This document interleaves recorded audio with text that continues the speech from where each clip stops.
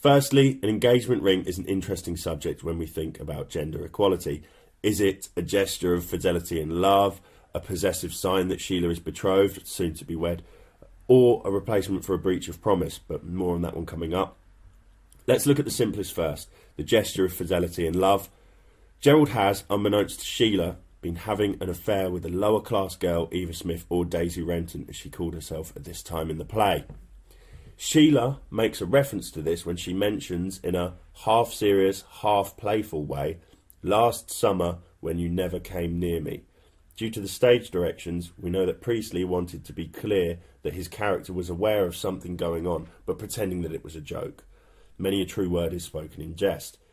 Gerald has to prove, perhaps to himself, that he can be faithful to Sheila, and uses an engagement ring to do this. It's also clear from Sheila's comment that she was in need of a gesture of his love, and she feels that she's been neglected by her partner. Secondly, I'd like to explore the idea of the ring being a possessive sign that Sheila is soon to be married.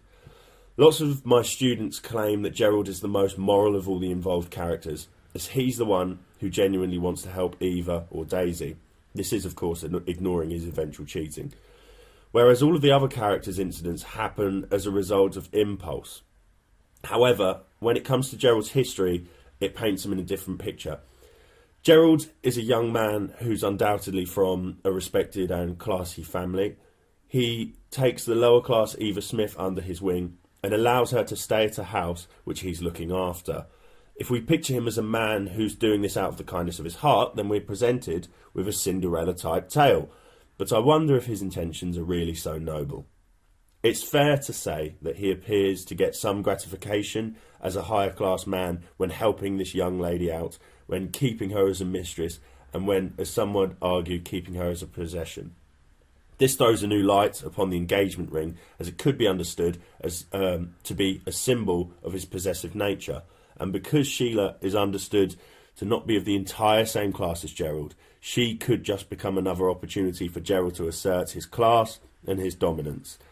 The fact that after the truth being discovered, he still tries to give Sheila the ring certainly shows his desperation.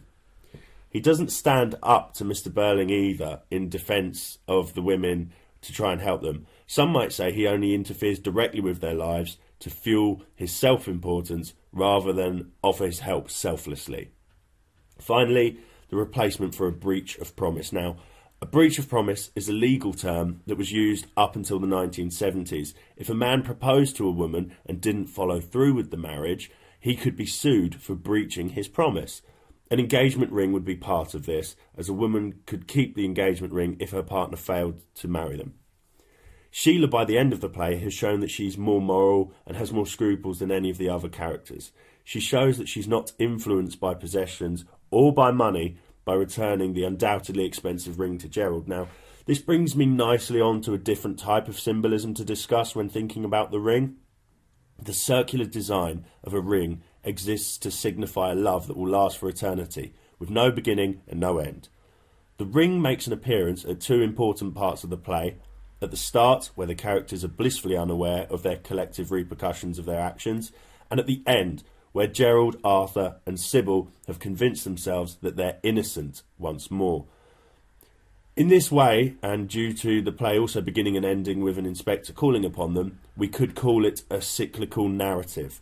The circular engagement ring appearing at those specific moments in the play foregrounds this idea to the audience and shows them that some characters are in the same moral position, but Sheila breaks this cycle by refusing to accept the ring on the second occasion, which is symbolic of how she's developed as a person throughout the play and would potentially behave differently upon the visit of a second inspector.